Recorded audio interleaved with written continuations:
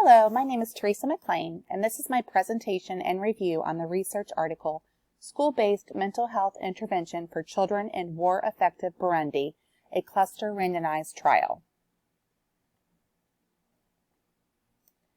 This intervention was created due to an estimate that over 1 billion children live in countries or territories affected by armed conflict. Armed conflicts are understandably associated with a significant impact on mental health, especially children and adolescents. The researchers of this article evaluated the effectiveness of school-based intervention developed to reduce symptoms of post-traumatic stress disorder, depression, anxiety, and improving hope and functioning. Toll et al. Conducted a cluster randomized trial with 329 children in what they described as war-affected Burundi, Africa. I did not know a lot about Burundi, also called the Republic of Burundi, so I did a little digging and fact-finding on this country. Burundi has experienced severe ethnic conflict between its Hutus and Tutsi populations since declared independence from Belgium in 1962. The Hutus represent 85% of the country's population, and 14% are Tutsi. This intensified and brought about a civil war in the 1990s. A ceasefire agreement was signed in 2003. The children in the study range in age from ages 8 to 17, the mean age being 12.29 years, and comprised of 48% girls. The 153 children who participated in the intervention completed a 15-session school-based intervention that was professionally driven, and the remaining 176 waitlist children were considered the control group. It was determined to measure outcomes prior to the start of the intervention and then 1 week and again 3 months after implementing the intervention.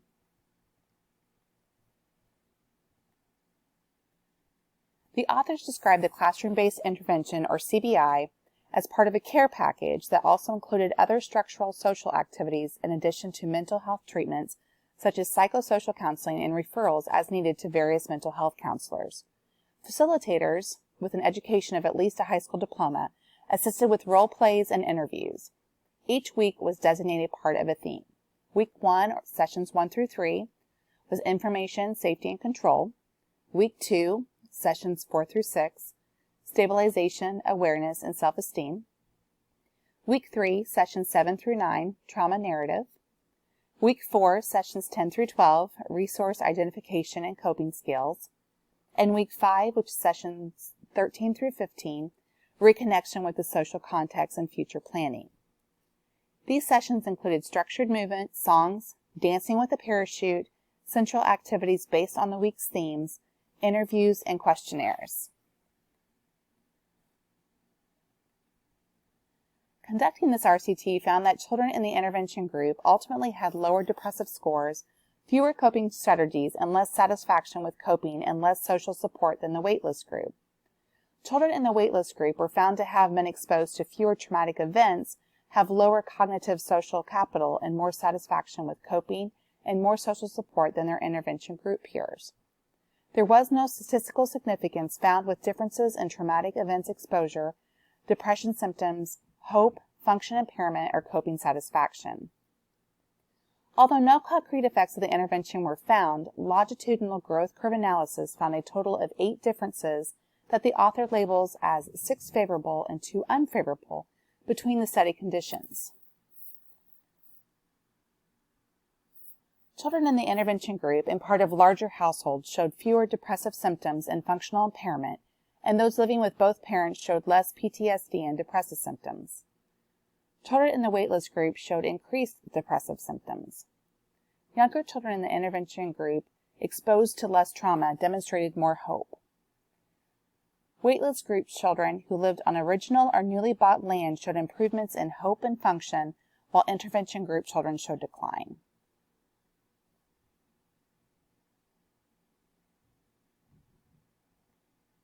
The following is found when applying these findings to the 6 components analysis or assessment of the RCT. For objectivity, are the conclusions free from research bias? The authors were successful in using objective terminology throughout the research article, demonstrating little to no researcher bias. Internal design, validity, and reliability. Is the study design consistent, coherent, stable, and are the findings credible? The intervention seems organized and weekly session topics relevant to the study. However, the primary instruments and content used for assessments, such as the interviews and the questionnaires, did not seem directly relevant to the goal of treatment for PTSD and depressive symptoms in conflict-affected children. Furthermore, it is not clearly defined if the children actively demonstrated PTSD, depressive symptoms, etc., as a result of their environment. Statistical conclusion and validity. Are there inferences about statistical association or differences that are not valid? Inferences were not made, however, the authors did note random associations found with the longitudinal growth curve analysis, such as when they said the children in the intervention group and part of larger households show fewer depressive symptoms and functional impairment than those living with both parents showing less PTSD and depressive symptoms, etc. Construct validity. Reviewing the adequacy of the constructs, processes, outcomes, impacts, and variables. There was mention of differentiating intervention effects based on gender, age, and variety of contextual factors, which the authors attributed to ecological resilience, primarily children and their family, peer, and community social context levels.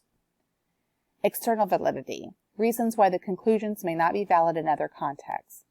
The authors openly compared the study to several countries that claim success in providing evidence-based outcomes using similar techniques.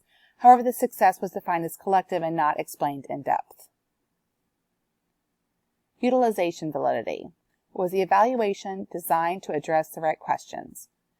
This, unfortunately, is the greatest weakness of this study and article. The purpose of the research was to design a school-based intervention as a treatment for PTSD and depressive symptoms. Since the outcome was not as expected, the authors instead proposed the intervention as having preventive benefits contingent upon individual need, which doesn't really make sense.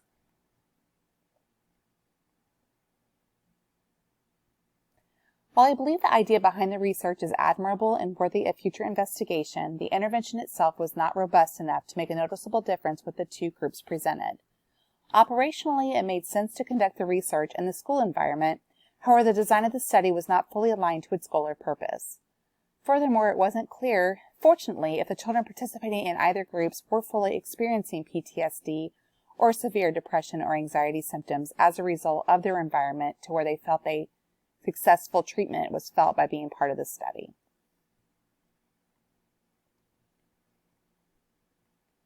This concludes my presentation. Thank you for watching.